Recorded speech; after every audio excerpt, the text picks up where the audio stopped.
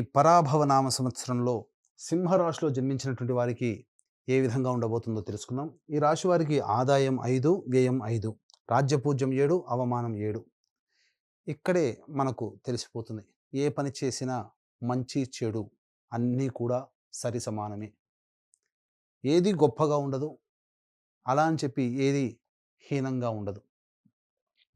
కాబట్టి ఈ సింహరాశి వారు జాగ్రత్తలు పాటించాలి. ఎందుకనంటే ప్రధానంగా ఈ సింహరాశి వారికి అష్టమ శని ప్రభావము ఇది చాలా మైనస్. ఒక్కసారి ప్రేక్షకుల్లో 2006 సంవత్సరం, 2007 సంవత్సరం ఏ విధంగా ఉండిందో ఒక్కసారి గుర్తు తెచ్చుకోండి. చెరుకుని పిప్పి చేసినా ఇంకా కొద్ది రసం ఉంటుందేమో, కానీ ఈ సింహరాశి వారికి ఆ 2.5 సంవత్సరాలు 2006, 2007, 2008 మధ్య వరకు చాలా నరకయాతన పెట్టాడండి. కాబట్టి ఈ అష్టమ శని కూడా ఈ సింహరాశి వారికి ప్రధానంగా దోషప్రదమై ఉంటుంది. పైపెచ్చు ఈ యొక్క శని తన సొంత నక్షత్రములో సంచారం చేస్తున్నట్టు ఈ సమయంలో కూడా చాలా ఇబ్బందులు ఎదుర్కోవాల్సినటువంటి పరిస్థితి వస్తుంది. కాబట్టి శని ప్రభావాన్ని తక్కువగా అంచనా వేయకండి. కష్టములు ఉంటాయి, అందులో సందేహం లేదు. కానీ దైవానుగ్రహం కూడా ఈ రాశి వారికి ఉంది. తద్వారా సమస్యల నుంచి బయటపడే అవకాశం గోచరమవుతుంది.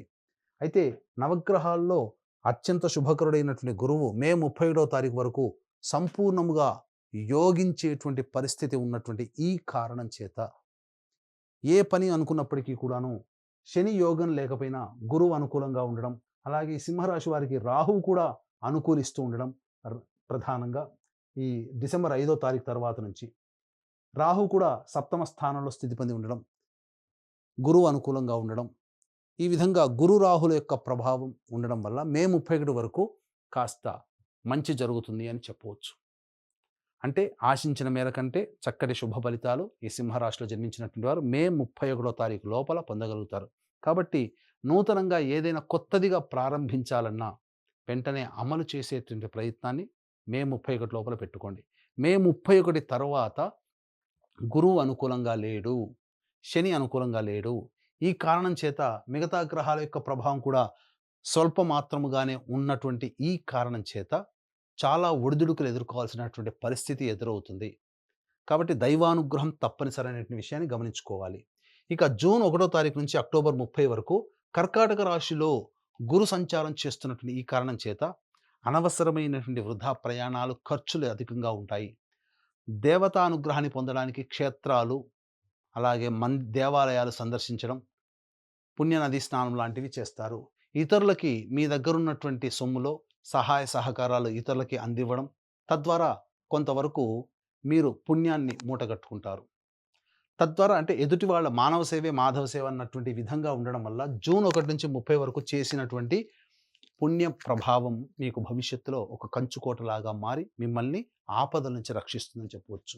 అక్టోబర్ 31 నుంచి జనవరి 24వ తారీఖు వరకు రాశిలోనే గురు సంచారం చేస్తున్నటువంటి ఈ కారణం చేత తీపి పదార్థాల యందు ఆసక్తి ఉండడం, ఓవర్ వెయిట్ అవుతుండడం అనేటువంటిది గమనించాలి. కాబట్టి ఈ అక్టోబర్ 31 నుంచి జనవరి 24వ తారీఖు వరకు డైట్ కంట్రోల్ అనేటువంటిది మెయింటైన్ చేయాలి. లేకపోతే అనవసరమైనటువంటి రోగాల బారిన పడాల్సినటువంటి పరిస్థితి వస్తుంది. బద్ధకం పెరుగుతుంది అన్నిటికంటే ముఖ్యంగా. ఇక జనవరి 24 నుంచి ఉగాది వరకు కర్కాటకంలోనే వక్రీకరించినటువంటి కారణం చేత మళ్ళీ గురువు కొంత నష్టాలు, కష్టాలు కలగచేస్తున్న వక్రీకరించినటువంటి గురు ప్రభావం చేత జనవరి 24 నుంచి మళ్ళీ మీకు వచ్చే సంవత్సరం ఉగాది వరకు కూడా యోగకాలంగా ఉండబోతుంది. అంటే 2.5 నెలలు, ఫిబ్రవరి, మార్చి, మళ్ళీ 2 నెలలు, దాదాపుగా 4-5 నెలల పాటు 5 నెలల పాటు మీకు అనుకూలంగా ఉంటుంది. మిగతా 7 నెలలు అనుకూలంగా లేదు. ఆ 7 నెలల అనుకూలంగా లేని కారణం చేత ఎక్కువగా కష్టాలు ఈ సమయంలో ఈ సింహరాశిలో జన్మించినటువంటి వారు పడతారు. కాబట్టి జాగ్రత్తలు పాటించండి. అన్నిటికంటే ముఖ్యంగా దైవానుగ్రహం తప్ప మమ్మల్ని రక్షించేది ఏది లేదనేటువంటి మాటకి ఫిక్స్ అయిపోండి. దైవానుగ్రహాన్ని పొందే ప్రయత్నం చేయండి. దాన కార్యక్రమాలు మీకు తోచినంత మీ శక్తి కలిగినటువంటి పుణ్య కార్యక్రమాలు చేయండి. దేవతా పూజల్లో మీరందరూ కూడాను అనుకూలం మీకు అవకాశం చిక్కినప్పుడల్లా దేవాలయ సందర్శనం చేసుకునే ప్రయత్నం చేయండి. అవన్నీ కూడా మీకు లభిస్తాయి. యోగాన్ని కలగచేస్తాయి. అంతేకాకుండా ఈ యొక్క సింహరాశితో పాటుగా 12 రాశులలో జన్మించినటువంటి వారికి ప్రధానంగా గుర్తుపెట్టుకోండి.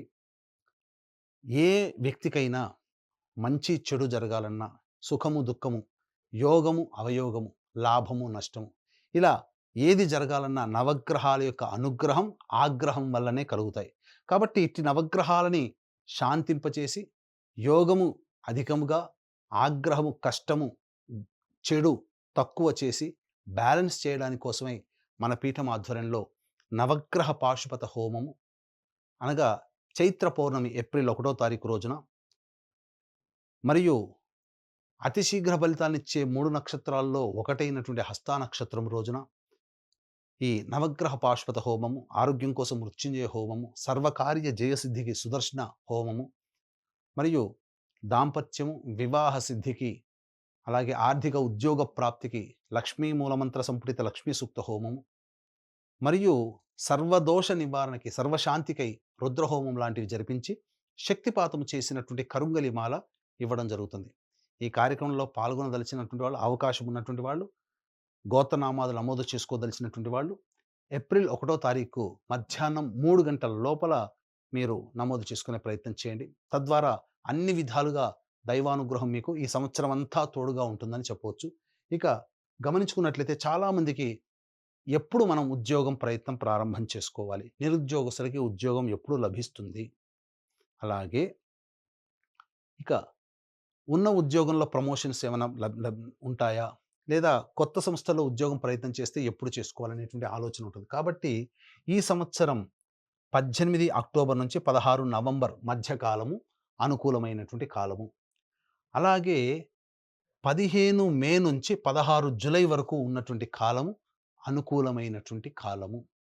మరియు వచ్చే సంవత్సరం 14 జనవరి నుంచి 12 ఫిబ్రవరి మధ్య ఉన్నటువంటి కాలం అనుకూలం. ఈ చెప్పినటువంటి సమయాల్లో నిరుద్యోగస్తులకి ఉద్యోగం చేస్తున్నటువంటి వాళ్ళకి ప్రమోషన్స్, లేదా వేరే సంస్థల్లో పనిచేయాలనుకునేటువంటి వాళ్ళకి బదిలీకి అనుకూలమైనటువంటి సమయంగా చెప్పవచ్చు. ఇక ప్రధానంగా ఈ సింహరాశిలో జన్మించినటువంటి వారికి శని ప్రభావము, ఏలిన నాటి శని ప్రభావము, దీంతో పాటుగా 2 ఏప్రిల్ నుంచి 10 మే మధ్య ఈ సంవత్సరం మధ్యకాలంలో కుజస్థితి ప్రభావం, శని కుజ యొక్క ప్రభావం ఉండడం వల్ల అనారోగ్య సమస్యలు ఎక్కువగా అవుతాయి.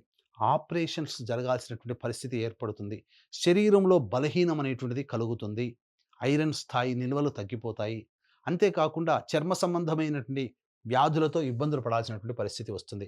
11 మే నుంచి అలాగే 19 జూన్ వరకు ఉన్నటువంటి కాలము, 19 జూన్ వరకు ఉన్నటువంటి కాలము ఇది చాలా మటుకు మీకు చేస్తున్నటువంటి వృత్తి, ఉద్యోగ, వ్యాపారాలలో చెయ్యని పనికి అవమానాలు పడడం, నేరం మోపడం, తద్వారా కొన్ని చర్చలు దాని మీద జరగడం, లేదా ఆస్తి సంబంధమైనటువంటి వ్యవహారాల్లో చర్చలు జరిగి వాదనలు జరగడం అనేటువంటిది మీకు కలుగుతాయి. ఇక 20 జూన్ నుంచి 1 ఆగస్టు వరకు ఉన్నటువంటి ఈ సమయం ఏదైతే ఉంటుందో, ఈ సమయంలో అతి ఆత్మవిశ్వాసము పనికిరాదు. అది గుర్తుపెట్టుకోండి ముఖ్యంగా. అంతేకాకుండా గృహంలో మరమ్మత్తులు, అలాగే గృహంలో చోర భయం, అంటే వస్తువులు, విలువైన వస్తువులు, ఆభరణాలు దొంగిలించబడడం కానీ, లేకపోతే వాహన ప్రమాదాలు జరగడం కానీ లాంటివి జరుగుతాయి. ఉద్యోగంలో కాస్త ఒడిదుడుకులు ఎదుర్కొనేటువంటి సమయం ఆసన్నమవుతుందని చెప్పవచ్చు ఆ సమయంలో. ఇక 1 ఆగస్టు నుంచి 17 సెప్టెంబర్ మధ్యకాలం ఏదైతే ఉంటుందో, ఈ సమయం అన్ని విధాలుగా అన్ని రంగాలలో ఉన్నటువంటి వాళ్ళకి యోగ్యమైనటువంటి కాలము. అంటే మీకు చెప్పొచ్చేది ఏంటంటే, గురువు అనుకూలంగా ఆ సమయంలో మీకు ప్రధానంగా లేకపోయినప్పటికీ కుజుడు అనుకూలంగా ఉండడం మీకు ఒకంత యోగాన్ని కలగచేస్తుంది అని చెప్పవచ్చు. ఇక 18 సెప్టెంబర్ నుంచి 11 నవంబర్ మధ్య ఉన్నటువంటి ఈ కాలం ఏదైతే ఉంటుందో, అనవసరమైనటువంటి ప్రయాణాలు జరుగుతాయి. అంతేకాకుండా ప్రధానంగా ఈ సమయంలో దంపతుల మధ్య విభేదాలు వచ్చేటువంటి అవకాశము గోచరమవుతుంది. కాబట్టి జాగ్రత్తలు పాటించండి. రుణగ్రస్తులు అయ్యేటువంటి అవకాశం ఉంటుంది. ఇతరుల వల్ల డబ్బులు తీసుకొని చెల్లించలేని పరిస్థితి కానీ, లేదా మీ దగ్గర డబ్బులు తీసుకున్న వాళ్ళు చెల్లించలేని పరిస్థితి కానీ మీకు ఏర్పడుతుంది. కాబట్టి జాగ్రత్తగా నియమాన్ని పాటించండి. అవసరం ఉంటే తప్ప మీ డబ్బుల్ని ఎదుటి వాళ్ళకి ఇవ్వకండి. అన్నిటికంటే మించి ఈ సమయంలో 18 సెప్టెంబర్ నుంచి 11 నవంబర్ మధ్యకాలం ఏదైతే ఉంటుందో, ఈ సమయంలో మీ శక్తికి మించి మీరు ప్రయత్నం చేస్తేనే ఆశించిన మేర శుభ ఫలితాలు పొందుతారని గమనించుకోవాలి. ఇక అన్నిటికంటే కీలకం 12 నవంబర్ నుంచి 8 మార్చి వరకు ఏదైతే ఉంటుందో ఇది చాలా కీలకమండి. ఎందుకనంటే ఈ సమయం ఏదైతే ఉంటుందో ఈ సమయంలో ప్రధానంగా యోగమా, అవయోగమా అంటే అవయోగం ఉంటే దాన్ని యోగంగా ఎలా మార్చుకోవాలో కూడా చెబుతాను. కుజస్తంభన అనేటువంటిది జరగడం, తద్వారా మీరు చేపట్టినటువంటి పనుల్లో ముందుకి కదలకపోవడం అనేటువంటిది జరుగుతుంది. దీన్ని దేవతానుగ్రహంతో అన్ని విధాలుగా అవయోగాన్ని సైతం యోగంగా మార్చుకోవచ్చు. అందుకనే ఇక్కడ దేవతానుగ్రహంతో పాటుగా సంకల్ప బలం అనేటువంటిది ఎక్కువగా ఈ 12 నవంబర్ నుంచి 8 మార్చి వరకు మీకు తోడై ఉండాలి. ఇది గుర్తుపెట్టుకోండి. ఇటు ఈ సమయంలో కూడా గురువు మీకేంటంటే జనవరి 24 నుంచి గురువు కర్కాటకంలో వక్రీకరించినట్టు కారణం చేత ఆ సంకల్ప ప్రభావం యొక్క ఫలితము ఫిబ్రవరి, మార్చ్‌లో మీరు అద్భుతంగా చూస్తారు. దైవానుగ్రహాన్ని పొందే ప్రయత్నం గట్టిగా చేయండి. ఇక ఈ యొక్క సింహరాశిలో జన్మించినటువంటి విద్యార్థులకి జ్ఞాపక శక్తి తక్కువగా ఉండడం, బాగా గొప్పగా చదివిన పరీక్ష సమయంలో కొంత తొందరపాటు నిర్ణయాలు తీసుకొని సరిగ్గా ఆన్సర్ చేయలేకపోవడం కొంత నష్టం ఉంటుంది. కాబట్టి ముందుగానే తల్లిదండ్రులు పిల్లల్ని మానసికంగా గట్టిగా ఉండే విధంగా ప్రిపేర్ చేయండి. స్పాంటేనియస్‌గా మీరు ఉండాలి. ఆ యొక్క ఎగ్జామ్ హాల్‌లో అనేది గుర్తుపెట్టుకోండి.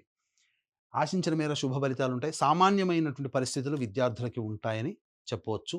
ఆశించిన మేర విద్యాలయాల్లో మీకు స్థానం లభించాలి, ప్రవేశం లభించాలంటే ఎక్కువగా కష్టపడాలని సూచిస్తుంది. ఈ యొక్క సింహరాశిలో జన్మించినటువంటి రాజకీయ రంగ ప్రముఖ వ్యక్తులు ఎవరైతే ఉంటారో, వారు అవమానాలు ఎదుర్కోవాల్సినటువంటి పరిస్థితి వస్తుంది. డబ్బు పాయే, పదవి పాయే అన్నట్టుగా ఉంటుంది. పార్టీ పెద్దల దృష్టిలో పడకపోవడం, ఆ పెద్దల దృష్టిలో పడడం కోసం చేసినటువంటి ప్రయత్నాలన్నీ కూడాను వృధా అవ్వడం, ఒకంత నిరుత్సాహాన్ని గురిచేస్తాయి. కాబట్టి మిన్నకుండా ఉండడమే చాలా మేలనేటువంటి విషయాన్ని గమనించుకోవాలి.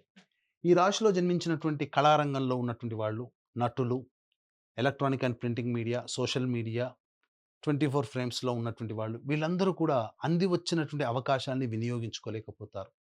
తద్వారా నష్టములనేటువంటివి జరుగుతాయి. కాబట్టి సంయమనం పాటించండి. ప్రజలలో ఆదరణ ఏమాత్రము తగ్గదు. అవకాశాలు వస్తాయి. అందిపుచ్చుకోండి.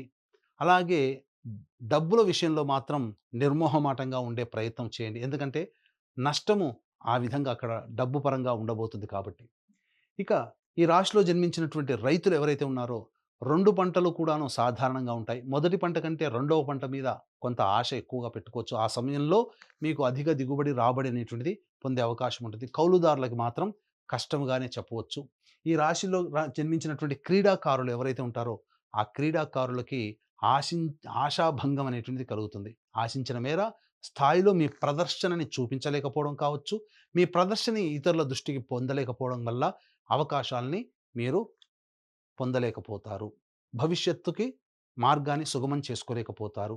ఇక ఏతావాత ఈ రాశిలో జన్మించినటువంటి వారికి మే 31 తారీఖు వరకు, అలాగే జాన్వరి 24 నుంచి ఉగాది వరకు అనగా ముఖ్యంగా ఫిబ్రవరి, మార్చి సమయం ఇది చాలా అనుకూలం. అనగా ఏతావత 5 నెలలు మీకు అనుకూలంగా ఉంటుంది. మిగతా 7 నెలలు అనుకూలంగా ఉండదు. కాబట్టి దైవానుగ్రహాన్ని పొందే ప్రయత్నం చేయాలి.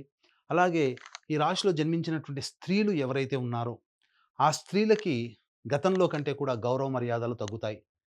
ముఖ్యంగా జీవిత భాగస్వామితో పొరపచ్చాలు వచ్చే అవకాశం ఉంటుంది. సంబంధ బాంధవ్యాలు ఇబ్బందులు పాలవుతారు. ప్రేమికుల మధ్య అవమానాలు, అనుమానాలతో అవమానాలు ఎదుర్కోవాల్సినటువంటి పరిస్థితి వస్తుంది. దూరం జరిగేటువంటి అవకాశం ఉంటుంది. కాబట్టి జాగ్రత్తలు పాటించండి. మీ విలువైన వస్తువుల్ని కోల్పోవాల్సినటువంటి పరిస్థితి వస్తుంది. ఉద్యోగం చేస్తున్నటువంటి వాళ్ళకైతే ఇష్టం లేని ప్రాంతానికి బదిలీ అవ్వడము, ఉద్యోగాన్ని కోల్పోవడము లాంటివి జరుగుతాయి. గృహంలో మీ ఆభరణాలు కానీ, విలువైన వస్తువులు కానీ దొంగిలించబడతాయి. జాగ్రత్తలు పాటించండి. ఆరోగ్యం పట్ల ముఖ్యంగా శ్రద్ధ వహించండి. గర్భ సంబంధమైనటువంటి అనారోగ్య సమస్యలు ఈ యొక్క సింహరాశిలో జన్మించినటువంటి మహిళలకు ఉండేటువంటి అవకాశం ఉంది కాబట్టి జాగ్రత్తలు పాటించండి. అన్నిటికంటే ముఖ్యంగా ఈ సింహరాశిలో జన్మించినటువంటి వాళ్ళకి దైవానుగ్రహమే దిక్కు. కాబట్టి ఇట్టి దైవానుగ్రహం అందరికీ లభించాలి అనే సదుద్దేశము. ఈ యొక్క రాశిలో జన్మించినటువంటి వాళ్ళు ప్రతిరోజు కూడా సుబ్రహ్మణ్య భుజంగ స్తోత్ర పారాయణము, అలాగే శివాలయ సందర్శనం అనేటువంటిది అవకాశం చిక్కినప్పుడల్లా చేసుకుంటూ ఉన్నట్లయితే కర్మదోషం తొలగిపోయి దైవానుగ్రహం పెరిగి మీరున్నటువంటి సమస్యల నుంచి తట్టుకోగలిగే శక్తిని మీకు కలగచేస్తుంది. అంతేకాకుండా మన పీఠం ఆధ్వర్యంలో ఏప్రిల్ 1వ తారీఖు రోజున ఈ సంవత్సరం అంతా కూడా అందరికీ మంచి జరగాలి 12 రాశుల వారికనే ఉద్దేశ్యముతో సంబంధించినటువంటి సంపూర్ణ నవగ్రహ శాంతి అనగా ఈ సర్వదోష నివారణ పూజల హోమాల్లో భాగంగా నవగ్రహ పాశుపత హోమము, మృత్యుంజయ హోమం, రుద్ర హోమం, సుదర్శన హోమం, లక్ష్మీ హోమం లాంటివి జరిపించి శక్తిపాతం చేసినటువంటి కరుంగలి మాలను మీకు ఇవ్వడం జరుగుతుంది. కాబట్టి ఈ అవకాశాన్ని అందరూ వినియోగించుకొని కుటుంబంగా అందరూ సుఖశాంతులతో ఆనందంగా జీవిస్తారని ఆకాంక్షిస్తూ సర్వం శ్రీ ఉమామహేశ్వర పరబ్రహ్మార్పణమస్తు.